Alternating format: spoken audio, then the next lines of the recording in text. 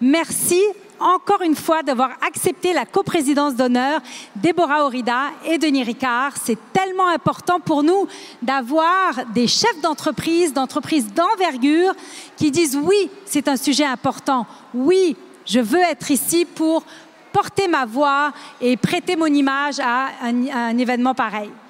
Alors, sans plus tarder, on a un petit 17-18 minutes de discussion qu'on veut partager avec vous pour parler de pourquoi c'est important pour vous, pourquoi c'est important pour notre société et pour notre économie que d'atteindre un certain niveau de parité. Et je sais qu'on a tous envie de réseauter, de discuter et tout, mais je vais vous demander 17 minutes de silence. Merci beaucoup, que c'est beau. Merci beaucoup. Alors, je vais commencer par toi, Déborah. J'ai parlé à ton équipe à plusieurs reprises, pour un petit peu voir l'angle de la discussion. On m'a dit il y a un rendez-vous que tu n'annules jamais dans ton agenda, et c'est le rendez-vous pour tes cours de français. Merci. Bonsoir à toutes et à tous. Je suis très contente d'être ici avec vous. J'habite à Montréal depuis 2 ans et je parle le français.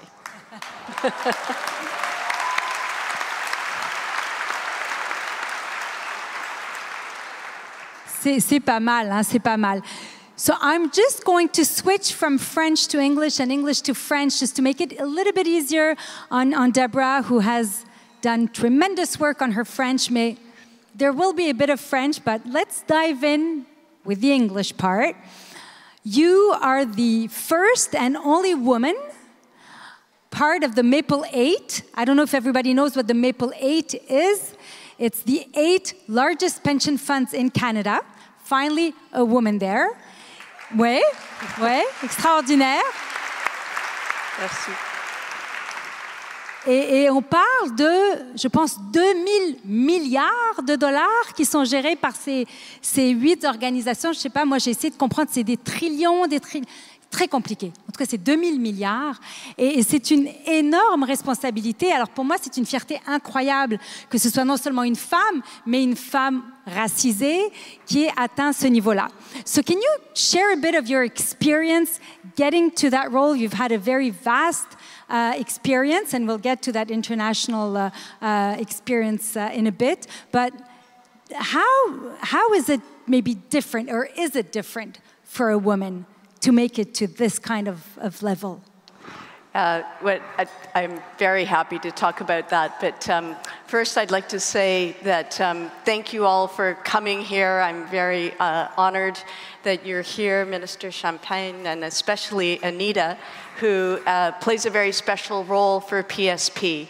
Anita is our sponsor in her first role as president of the Treasury Board because we invest to support the funding of the pension plans for the public service, the Canadian Armed Forces, and for the RCMP. So thank you, Anita, for coming tonight.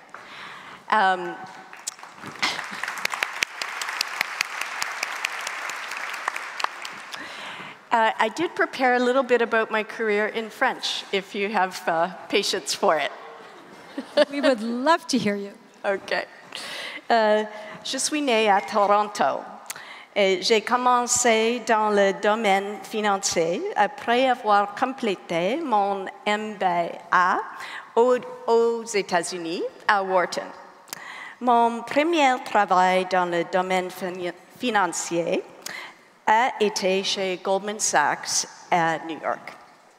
Après y avoir travaillé pendant 9 ans, je suis revenue au Canada et j'ai commencé à travailler chez Investissement CPP. J'y suis restée 13 ans. Ensuite, j'ai eu la chance de déménager à Montréal. J'étais contente de revenir au Québec parce que quand j'étudiais à l'université, je suis restée à la Pocatière pendant 1 mois pour apprendre le français.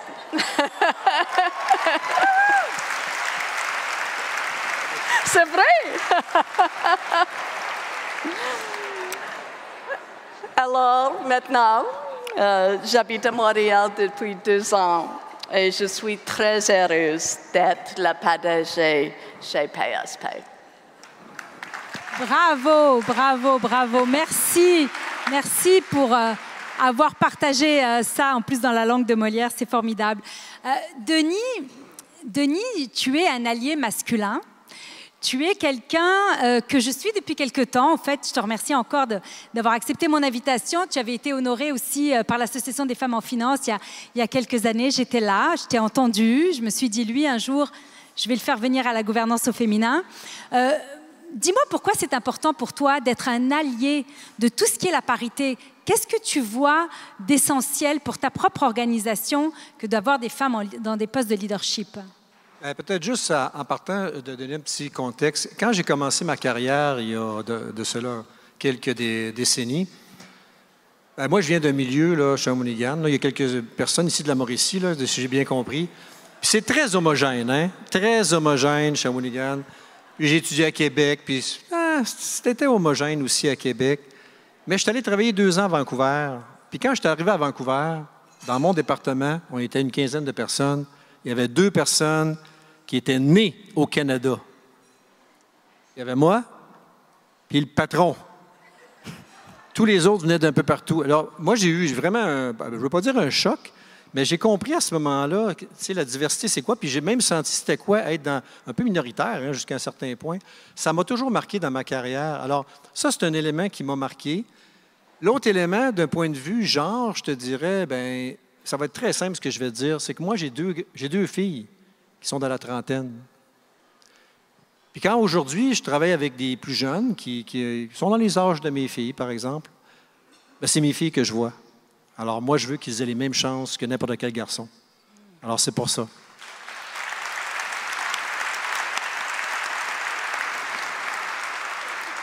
Moi, je dis toujours que les hommes, papas de filles, à peu près vers leur adolescence, c'est le moment où ils deviennent de vrais féministes. Deborah, I'd like to go back to your career. You've had a very important career on the international front. You have traveled a lot, you have worked in Asia, and you're also a mother of 2. Can you tell us how things developed at the time that you were approached to move, I believe, for CPP Investments to Asia, and how did that also pan out in terms not only as your life in terms of the executive role that you were having, but in terms of your whole family logistics and your maybe partner? Can you share a bit of insight? Yes, I would be happy to.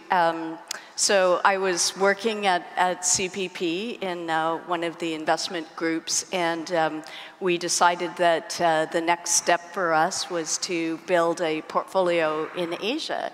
And my manager and I were talking about it, and I said that I would be happy to go and move to Hong Kong to start a new portfolio for CPP.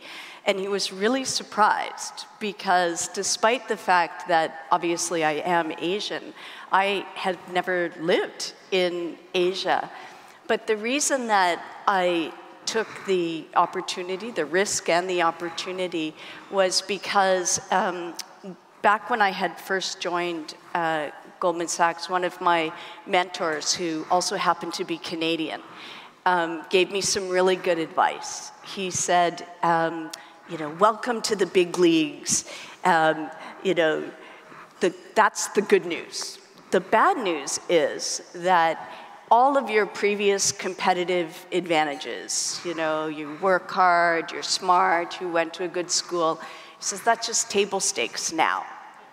So if you want to distinguish yourself, one of the things you're going to need to learn to do is to take some risk and to do some things that you might be a little bit scared of doing. And so I remembered that when I had this opportunity to go and build a portfolio in Asia. And I was very lucky that my husband agreed to come, and my girls were so young they didn't have a choice.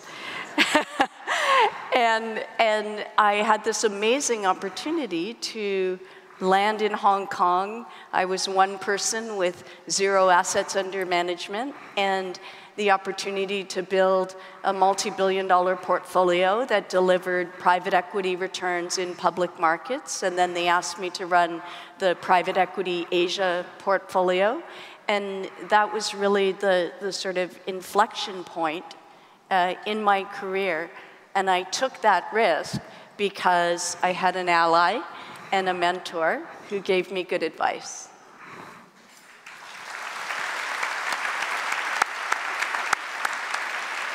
Very, very impressive. I even heard through the grapevine that you learned Chinese while you were there. Yes, but now it's all being replaced by my French. So. Denis, tu dis qu'en tant que PDG, tu as le privilège d'influencer pour faire avancer les choses. Mais tu dis que ce n'est pas juste un privilège, mais c'est même une responsabilité. Peux-tu nous en dire en fait, plus? on va commencer par des résultats. Les PDG aiment ça, les résultats. Alors, en 2018, quand je suis devenu président, il y avait 22 de la haute direction qui étaient des femmes. Et aujourd'hui, en fait, puis je m'étais donné comme objectif avec mon équipe de monter à au moins 40 à 60 en 2025. L'année passée, on a fini à 39. Donc, on a fait des pas importants comme organisation. Mais ça ne s'est jamais fait au détriment de la compétence. Alors, comment qu'on a fait ça? C'est pas venu tout seul. Première chose, puis ce qui est le plus fondamental, c'est vraiment le ton at the top. Quand le PDG de l'organisation pose des questions du style « Bien là, dans ton recrutement, t'avais-tu des candidates femmes? À l'extérieur, t'as-tu exigé du consultant qui t'amène des femmes? Ton plan de développement, là, parle-moi donc de telle personne, telle personne. » On a mis en place des choses importantes. C'est en parler, en parler, en parler. Je vais vous conter une petite anecdote. Dernièrement, j'étais devant 300 directeurs on a un réseau de distribution, 300 directeurs. Je peux vous dire une chose, dans la salle, là, c'était vraiment une mosaïque ethnique. Les directeurs, ça vient de partout. Les femmes, mais c'est aussi beaucoup de communautés ethniques.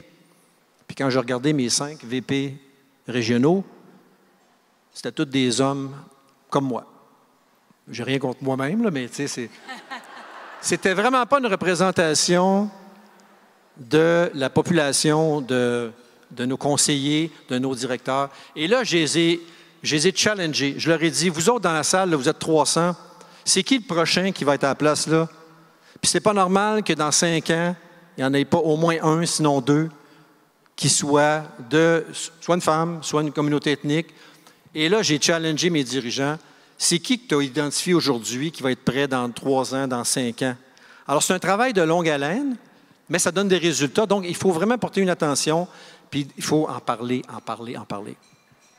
Extraordinaire, et merci de bien mentionner que ce n'est pas au détriment de la compétence, de la qualité, parce que ça, c'est moi une des choses qui me blesse le plus lorsque on propose des femmes et qu'on nous dit oui, on ne trouve pas les femmes parce que on veut s'assurer de garder un certain niveau. Je trouve ça aberrant, sachant que les femmes, c'est 60% des diplômés universitaires, sachant que les femmes, justement, parce qu'elles sont aux prises avec un certain syndrome de l'imposteur, vont travailler d'arrache-pied, souvent beaucoup plus que les hommes, excusez-nous messieurs, mais c'est parce qu'elles ont l'impression qu'il faut qu'elles soient madame parfaite, qu'il faut qu'elles soient à la hauteur, et on le voit. À la table du conseil d'administration, souvent, c'est les femmes qui vont poser le plus de questions, qui ont fait leurs devoirs. Alors moi, je vous dirais qu'en général, ça va ramener le niveau plus haut parce que quand les gars, tout d'un coup, voient que les femmes arrivent et qu'elles arrivent préparées, ils se disent « je vais faire mes devoirs pour la prochaine réunion ».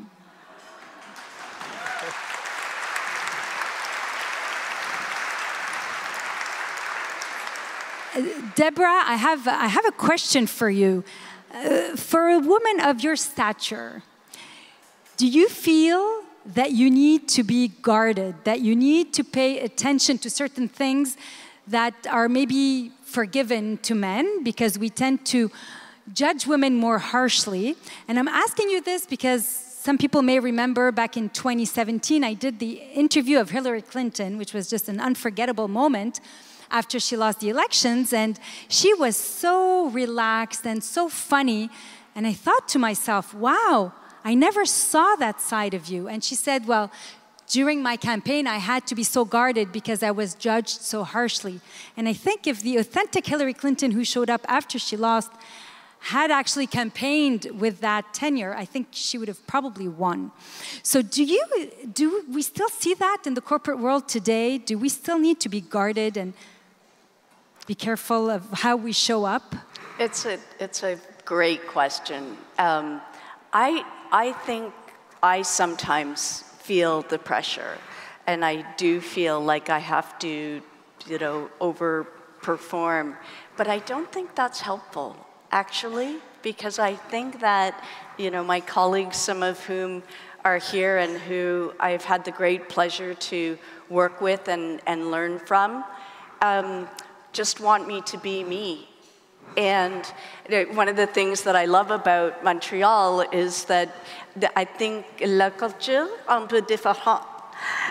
And it's a little bit warmer here. And I think that that is actually helping me to be a more authentic leader.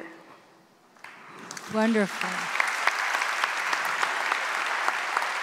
I think today that's what everybody wants, authenticity. We need to know where we stand with the person we're talking to. Il nous reste juste 1 minute et demie.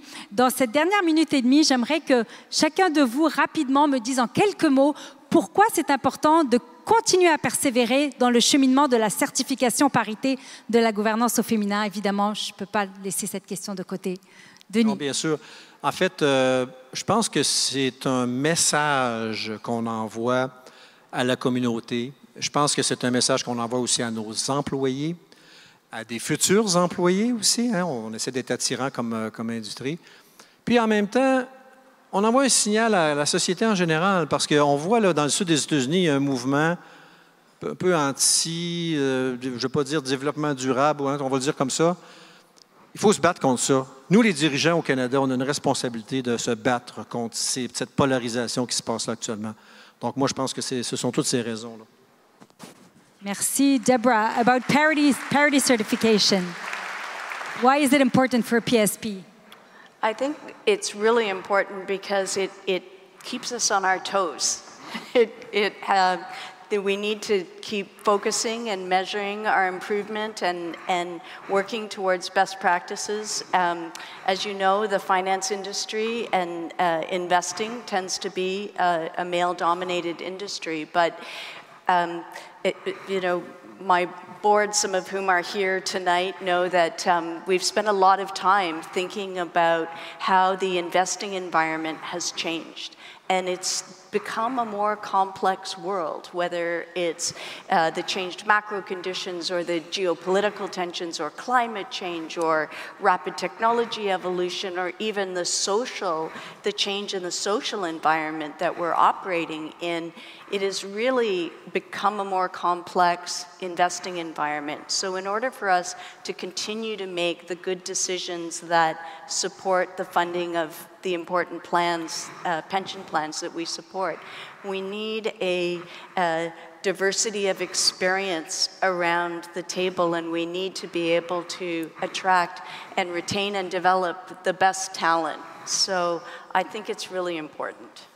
Thank you so much. And we know that innovation, we know that employee engagement, we know that clients, shareholders, stakeholders, everybody is going to flock towards an organization that can demonstrate parity. Donc, en conclusion, très rapidement, je veux aussi dire bravo à PSP Investissement de s'assurer d'investir dans des organisations, dans des milieux qui sont équitables, qui sont paritaires, parce qu'on sait qu'on va avoir les meilleurs résultats financiers. On parle vraiment de ça, on ne parle pas de faire la chose équitable, la chose juste. On parle, mais aussi c'est important, mais on parle surtout d'abord et avant tout d'un impact pour notre société et pour notre économie. Deborah Orida, Denis Ricard, merci infiniment. Merci. Merci.